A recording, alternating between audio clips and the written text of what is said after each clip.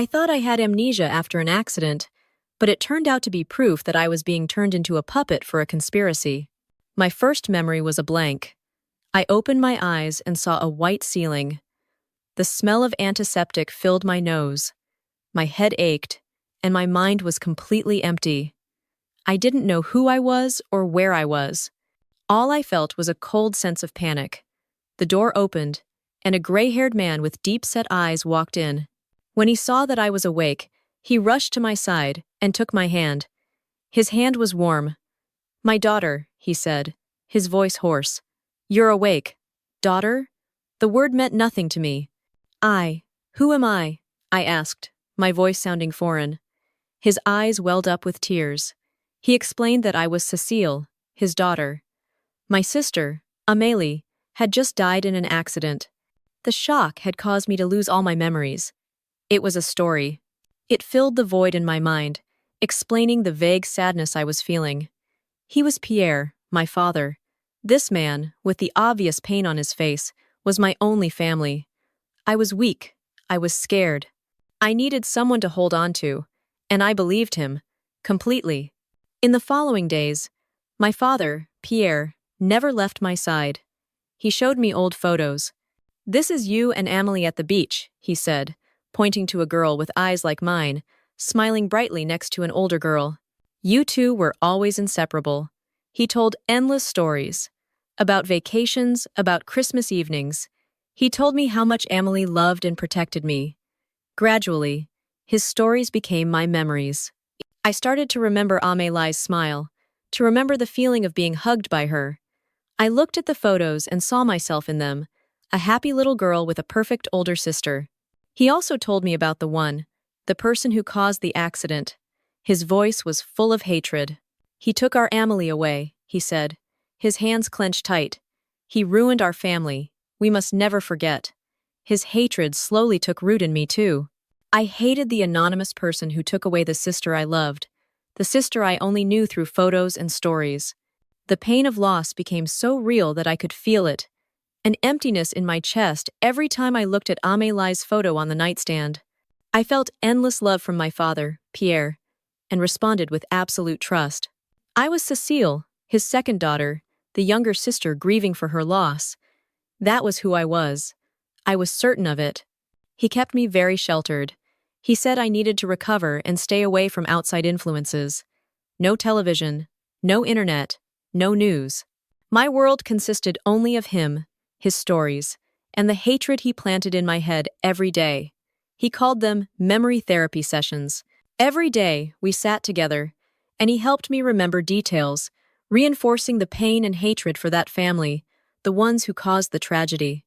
"They destroyed us, Cecile," he said, his voice calm but heavy.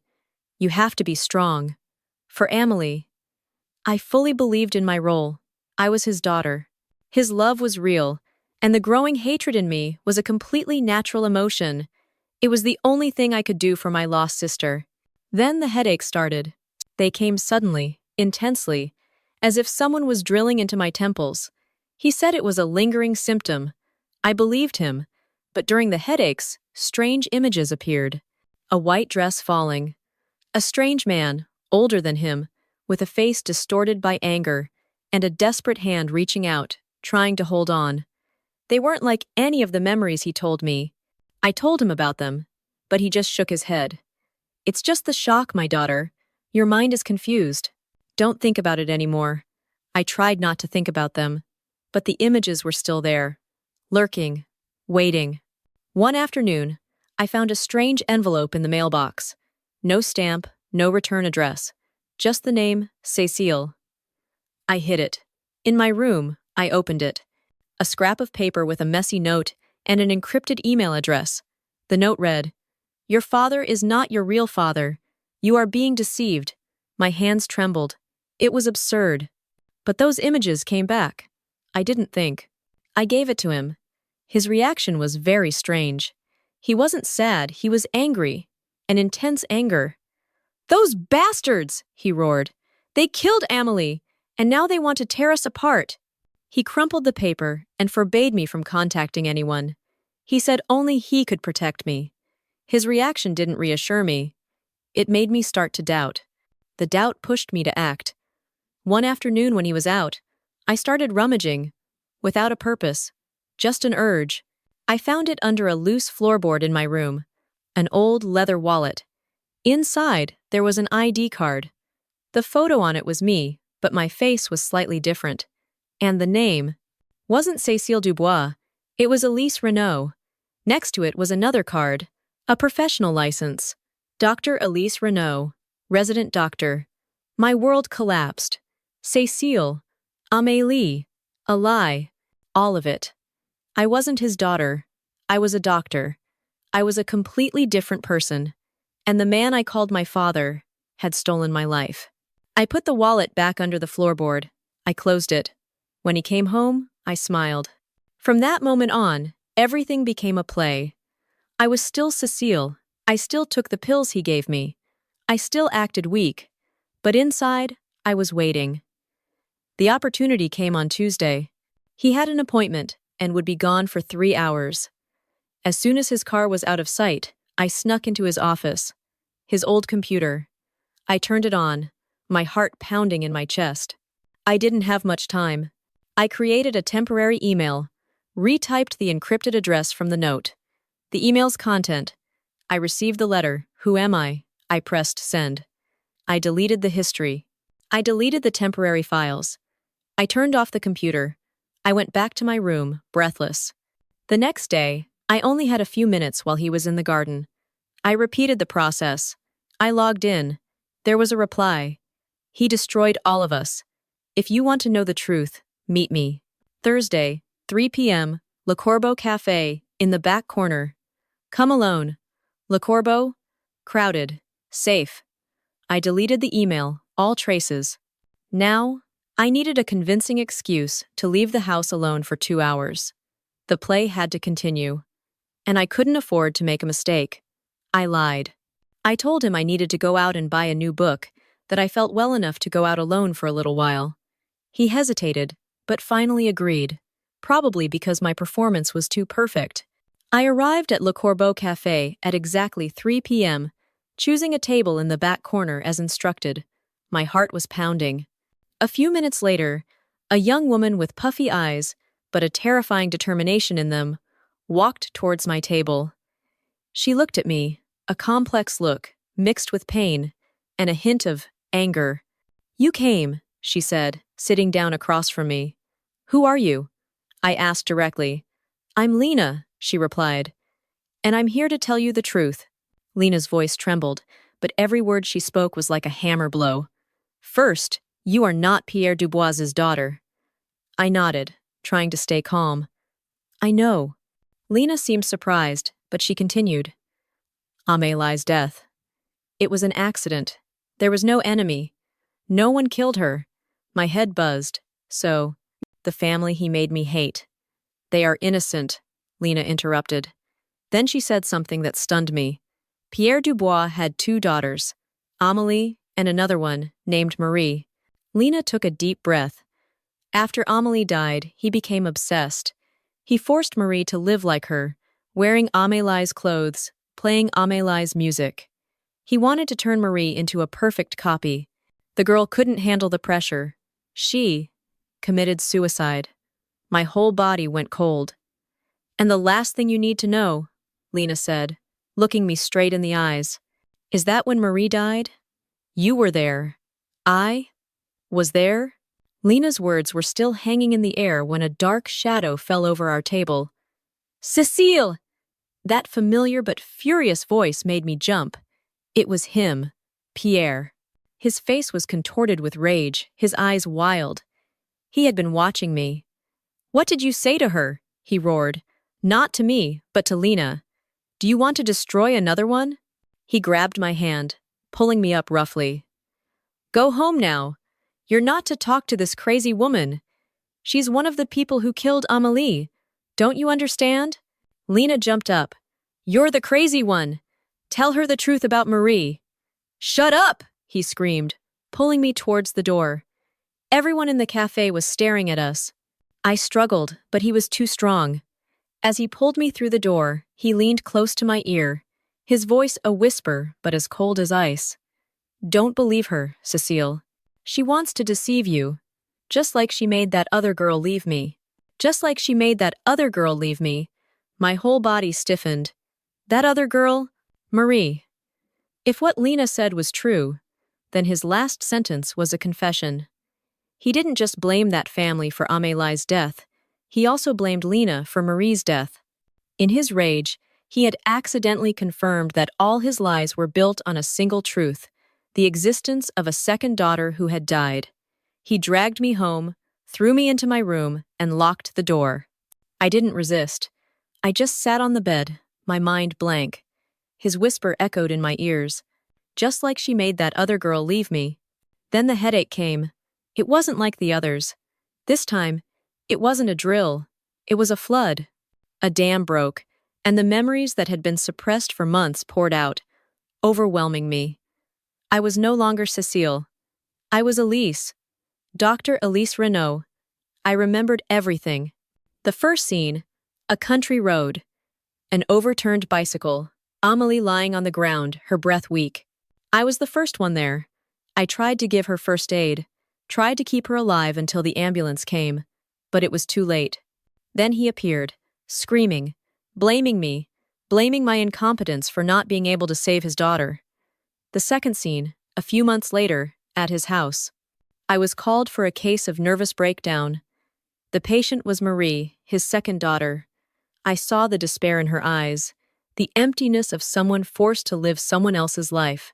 I tried to talk to her, to convince him to take her for psychological treatment, but he refused. And then, right in front of me, Marie threw herself from the balcony. I was there. I witnessed it all. He once again blamed me. He yelled that I was a jinx, that my presence had killed his last child. The final scene, a dimly lit room, the smell of anesthetic, his face, cold and full of determination. He said that I had taken away his 2 daughters, so now I had to give him one back. I remember the feeling of the injection, my consciousness slowly fading. I remember the vague pain on my face afterward. He didn't just steal my memories. He had surgery done on my face.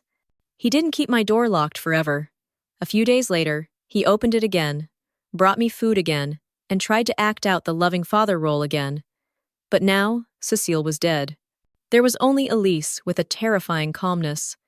I found a way to escape again, and this time, I knew exactly where I had to go. I went to a park where I knew Lena would be waiting. When she saw me, she started to say something, but I interrupted her. I remember now, I said, my voice steady. Everything. I am Dr. Elise Renaud. I was there, both times. Lena's eyes widened, and then she nodded, relief and pain appearing on her face at the same time. I'm sorry, she whispered. I meant to tell you sooner, but I was scared. It's okay, I said. Now is not the time for apologies. Now is the time for action. We sat on a bench, and for the first time, not as a confused victim, but as a logical doctor, I laid out a plan. We need undeniable evidence, I said. Our words are not enough.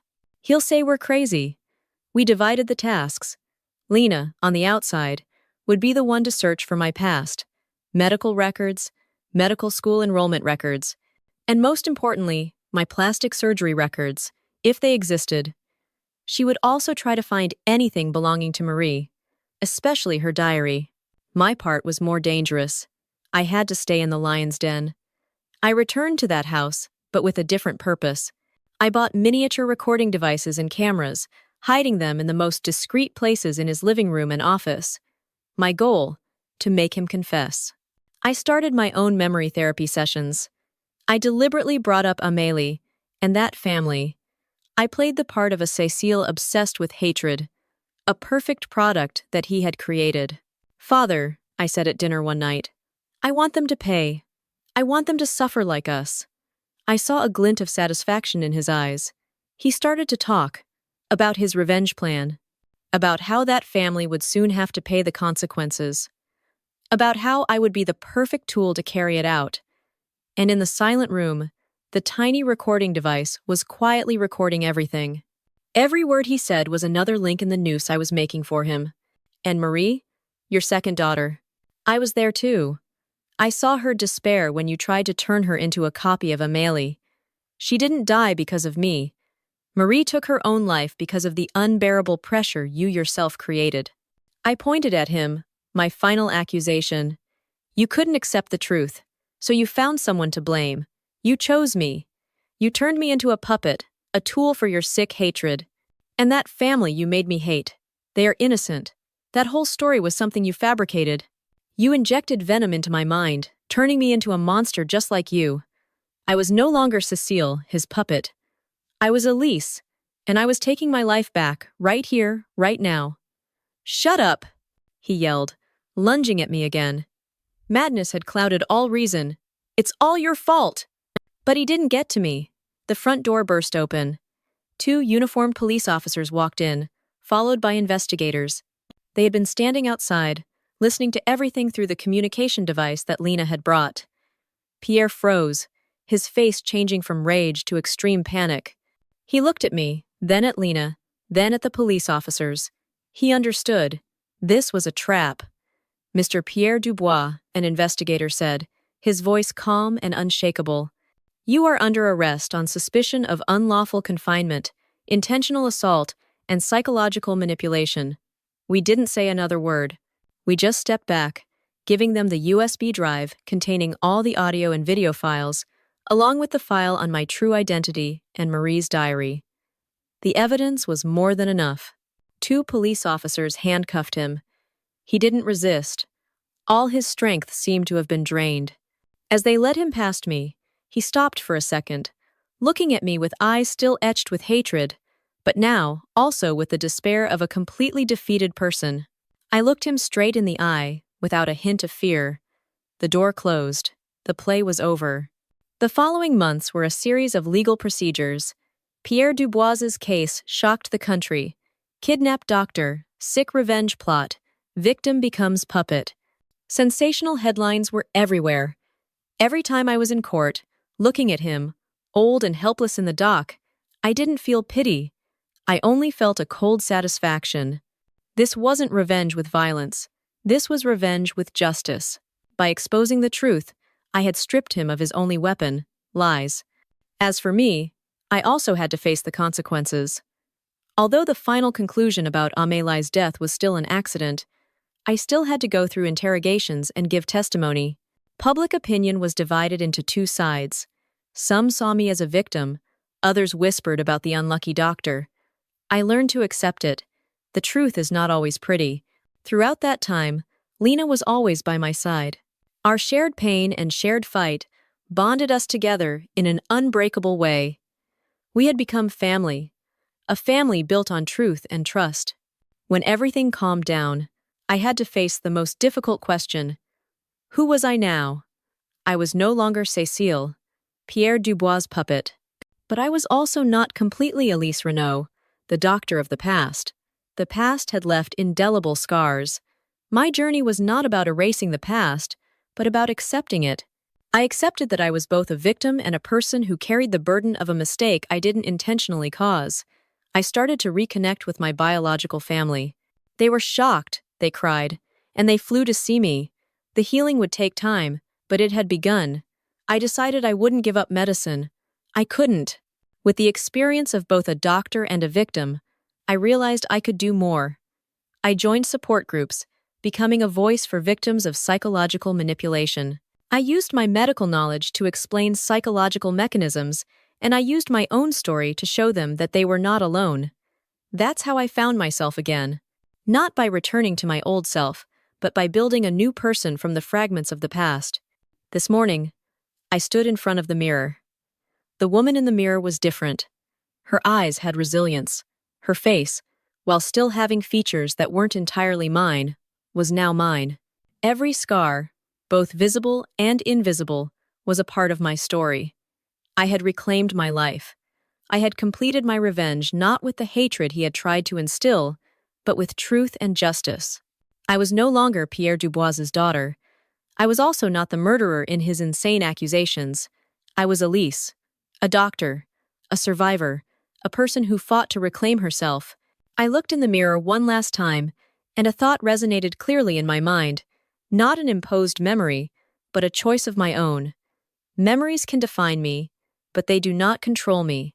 I am who I choose to be, starting now, with all my truths and my scars.